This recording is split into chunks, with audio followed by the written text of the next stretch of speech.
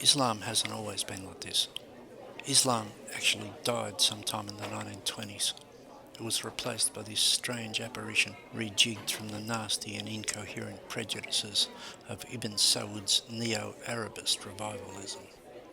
Post-colonial Islam was an Arabist Islam sponsored by British Petroleum, and an historical aberration, and in the longer scheme of things, an impasse. To understand anything about classical Islam, and this is unashamedly an exercise in what post-colonials dismiss as essentialism, you have to sidestep almost the entirety of the contemporary religion, its adherents, its experts, its authorities, its discourse, its literature. Contemporary Islam, as someone observed unkindly, is a Boy Scout religion.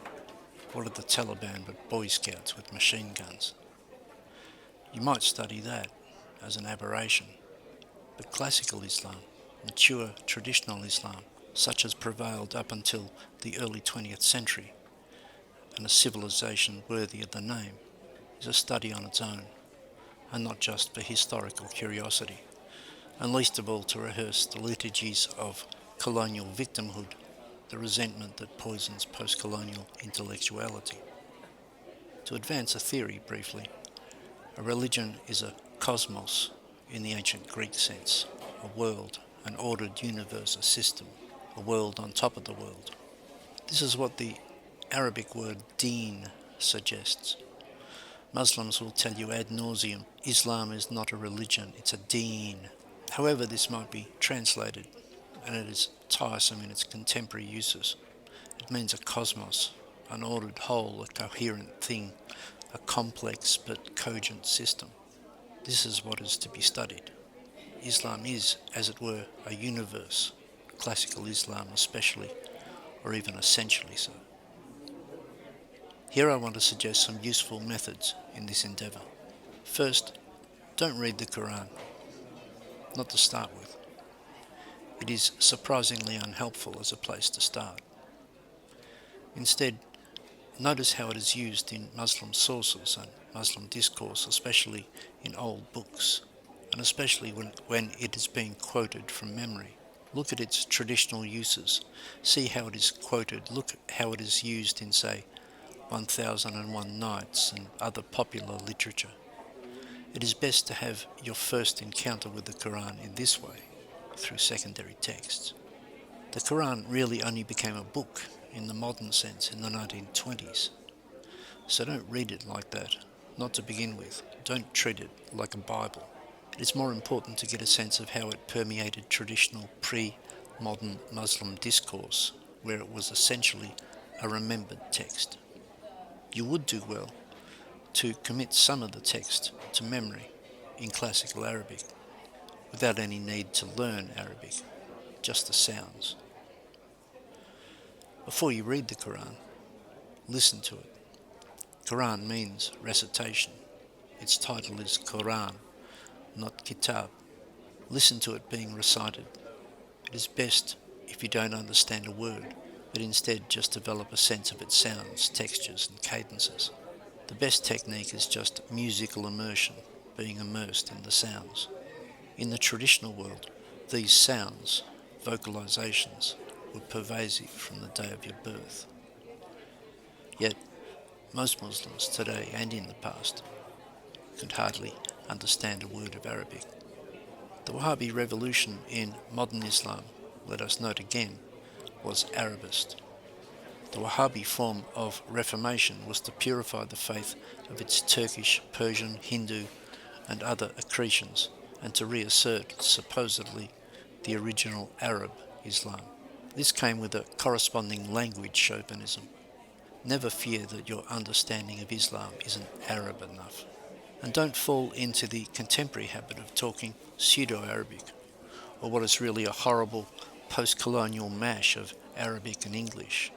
There has been the widespread Arabization of English discourse on Islam today, especially among post-colonial academics. You can call him the Prophet. You don't have to call him the Rasul. You can refer to the divisions of the Quran as chapters if you like. You don't have to call them surahs or surat. You can call the ritual washing the ablutions. You don't have to call it wudu, and you don't prove anything by calling a mosque a masjid. Peppering your Islamo talk with Arabic technical terms is a type of post-colonial virtue signalling. Instead, use good, wholesome, well-worn English words where you aren't being technical. Mosque is the English word. It means a place where people of the Muslim faith gather to pray. Nothing is gained by calling it a masjid. When you do read the Quran, go for the old translations. George Sale's translation from the 1700s is unbeatable for general purposes. The polemical translations done by Christian clergymen are fine. These are good because they place the Quran in a Judeo-Christian context and signal its biblical background. The Quran is largely a commentary on pre-existing narratives. The old translations will fill you in on with footnotes. Today you will be warned, avoid these ones. The translator was biased. But the bad translation reveals the hidden text. Great translations are rarely accurate translations. Translations by pious Muslims, especially post-colonial Muslims, are the least enlightening and the most anemic. As a general rule, avoid any translation made in the 20th century. There's a large assortment of them, most of them worthless. They typically try to adjust the text to some facile sensitivity in the post-colonial narrative, or else some far-fetched accommodation to science. The approved Wahabi translations, printed by the millions, are hateful travesties. Aside from their Christian assumptions of being less linguistically exact, the critical translations of the colonial period were actually more objective. The more recent the translation, the more it is to be avoided. But never be content with one translation anyway. Select several and compare and contrast. You would do well, for example, to have the habit of comparing, say, Sale, Pickthall, Rodwell, and Arbery. Between them, they will give you the basic sense of the text, along with at least some sense of its nuances. None of these translations are acceptable to Muslim Puritanism, and even less to woke ideologies of guilt, but never mind. Sunni intellectuality especially is based in a shame culture. Everything depends upon reputation. You can tell whopping lies as long as your reputation stays intact. This is what guided the collection of the Hadith literature, and still prevails as a method and a mentality. So if a translator's reputation is good and has good bona fides, that is, he's a Muslim and a born Arab speaker and, God forbid, is not a Shiite, his translation must therefore be acceptable. Flee from this. But in any case, it is a fundamental error to think you can understand Islam by reading the Quran, as if the religion is extracted in any direct manner from the book. Be suspicious of that assumption from the outset. It's a Protestant assumption. When it comes to Hadith, the best things to read are the popular manuals and anthologies, never mind if they are eclectic and contain supposedly weak traditions. Reading widely is the rule here. The best collection of straight Sunni Hadith is probably the Gardens of the Righteous made by al-Nawawi in Damascus circa 1250 AD. But don't neglect a collection like al-Kubra's anthology of fabricated traditions with over 1,800 narrations from the generation earlier. The thing to avoid is a narrow Bukhari fundamentalism. This is the puerile modern construction, born out of intellectual insecurity, that proposes that Bukhari and only Bukhari is to be trusted among collectors of Hadith. The Quran and Bukhari is the Quran, whereas beyond the jurists, Hadith eclecticism was always the norm. Don't be overly concerned with the historical process by which the Hadith came to be collected and codified. It was far more unruly than you'll be told. Regardless of what the scholars think, a good Hadith will persist and thrive in the hearts of the faithful regardless of how spurious. The Wahhabi orthodoxy consists essentially of a canon of accepted Hadith. To appreciate classical, that is, pre-Wahhabi Islam, you need to give due measure to the currency of a wide range of Hadith now suppressed and out of circulation. The Hadith, in any case, is a vast and diverse literature. It is a treasury of the Islamic story world, its oral tradition. In many respects, a study of this literature is of more practical importance than the Quran, but only jurists need to read it all and to worry about its codifications. At various periods, popular editions, anthologies were collected for the layman. This is the best way in. Remember that Islam is a story world first and foremost, an essentially oral phenomenon. It is ironic and misleading that no culture has so revered the book, because it is not really a bookish culture. Treat Islam and study Islam as a set of stories rather than as a solid history. Don't be overly impressed by Islam's historicity. That's a modern construction. Classical Islam didn't have such a hardened historical sense as the modern aberration, but was far more content in and comfortable with story. So read and seek out stories. It is a great storytelling culture. The Sufi stories and didactic tales are good. And view the story of the Prophet and his companions and his family as an early medieval romance. Resist thinking of it as history. It impoverishes it to reduce it to history. Those elements of the story world that are obviously literary rather than historical are what require a special attention. The night journey of the Prophet is more important than the Battle of Badr. Mythical and visionary elements reveal more about the essence of Islam than do its historical manifestations. This is true of any religious system. To bring an excessively historical mentality to it will always diminish it.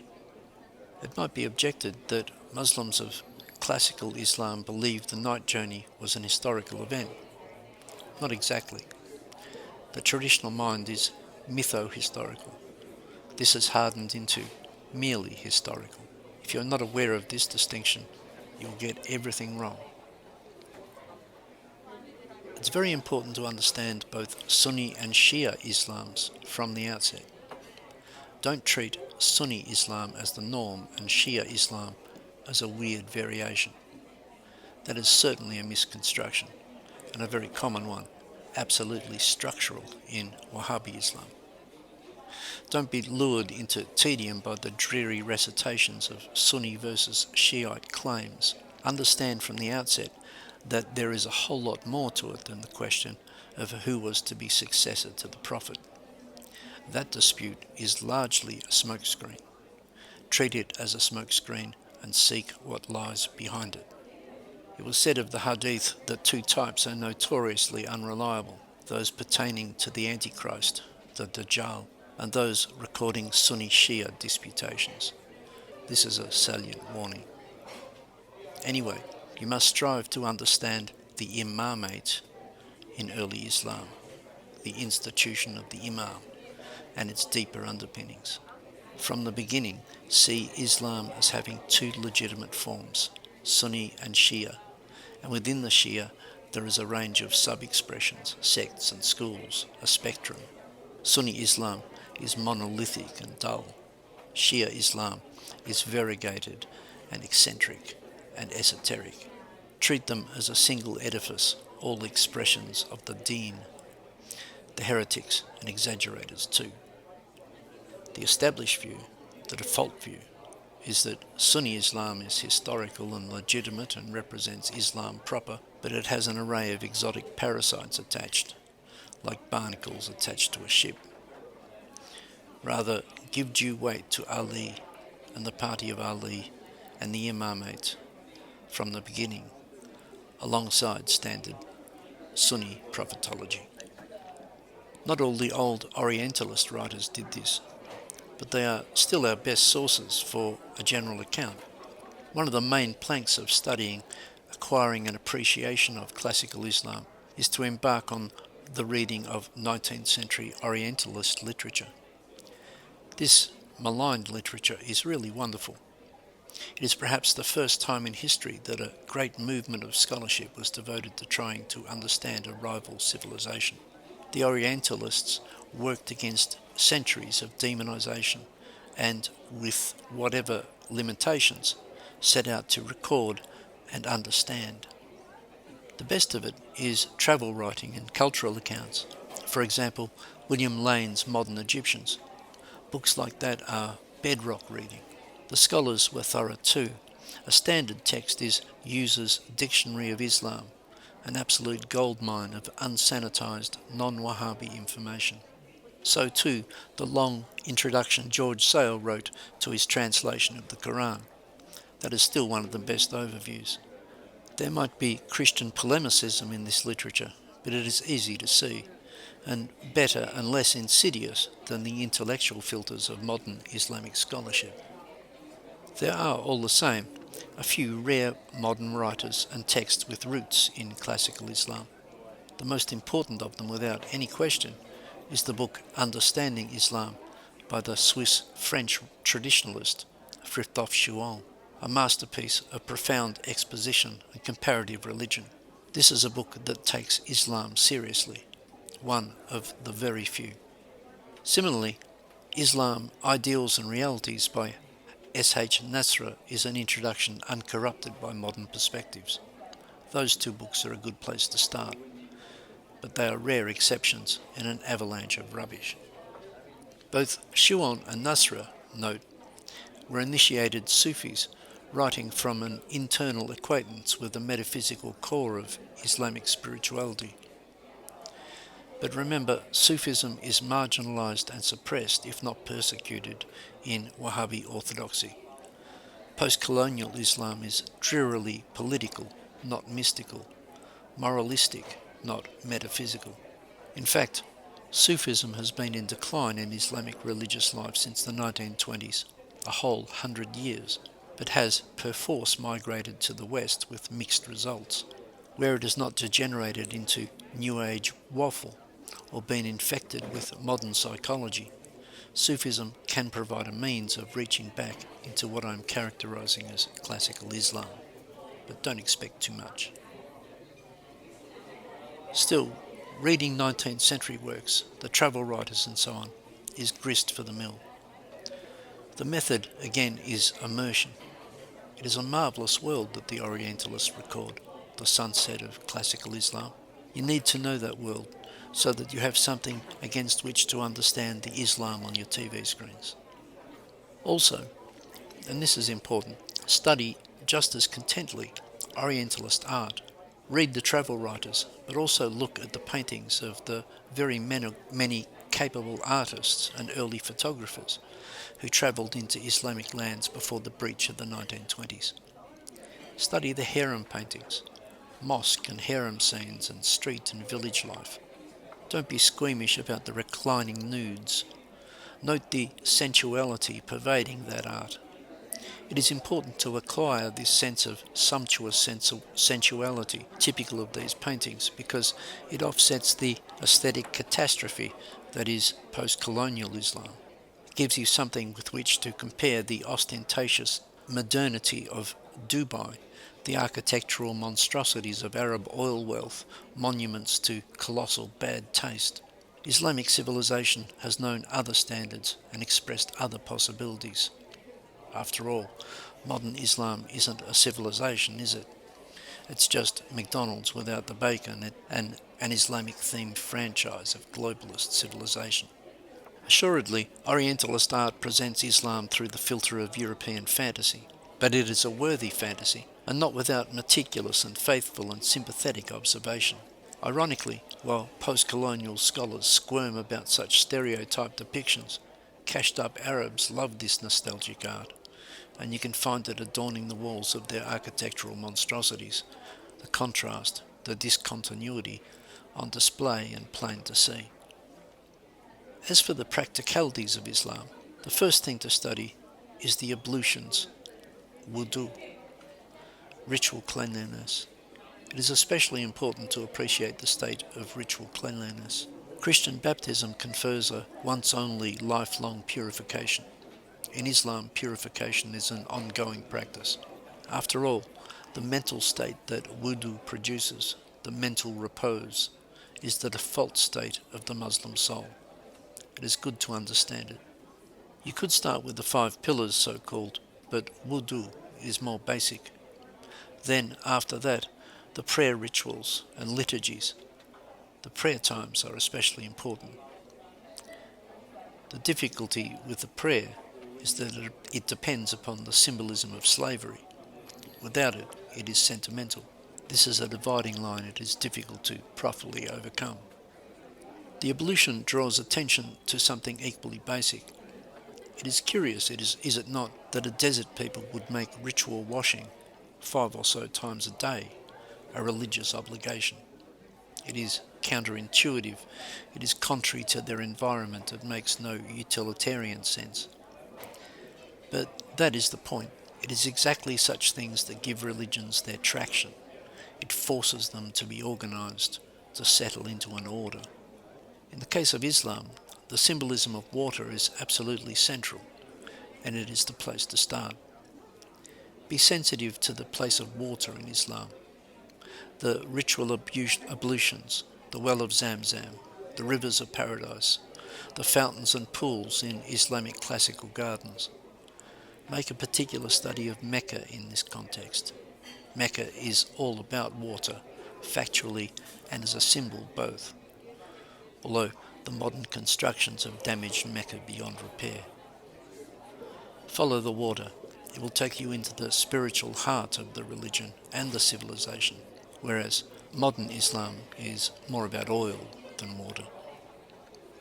Finally, and this is important too, learn to draw Islamic patterns. That, more than anything, will build something of the mental structures that prevailed in the traditional mind. Those mental structures are essentially geometric. This is one of the most useful things you could do. It is better to be aesthetically true than historically accurate. The thing is to enter into the beauty of Islam in its classical manifestations. Essentialism? Definitely. Post-colonial Islam can rarely raise itself above the level of kitsch. It's no accident that modern mosques look and feel like shopping malls.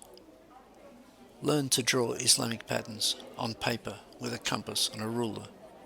After a while you will develop a sense of the way classical Islamic life and thought was similarly patterned. You could, less easily, learn Quranic calligraphy, and it would do a similar thing. But once again, it is the sounds of the Quran that are primary. Islamic patterns, the geometry though, is like the background matrix to everything. This needs to be taken seriously. It is very useful for any student of Islam to learn to draw Islamic patterns. The converse, if you wanted to understand Occidental civilization, you would learn to draw the human body. Traditional Islamic artists start with geometry. They have geometric habits of mind. It is very helpful to develop an appreciation of this. Words and books will only give you surface impressions. There are deeper structures that can only be acquired in other ways. Just looking at Islamic art won't give you this sense either, unless you have some first-hand acquaintance with its foundations. There are many useful manuals to ease you into Islamic patterns, most recently those published by the Prince's School of Traditional Arts and Crafts. Islam's not the only religion that's in bad shape. What we see in Islam is a once great civilization and spiritual order fragmented into petty nation-states, most of them fabrications, most of them corrupt, and many of them doomed to fail from the outset. Worse, outside of the hard sciences, most of them have absolutely toxic intelligentsia. Avoid. Search instead for the well springs of this great religion, this deen, as they say, in its classical dignity.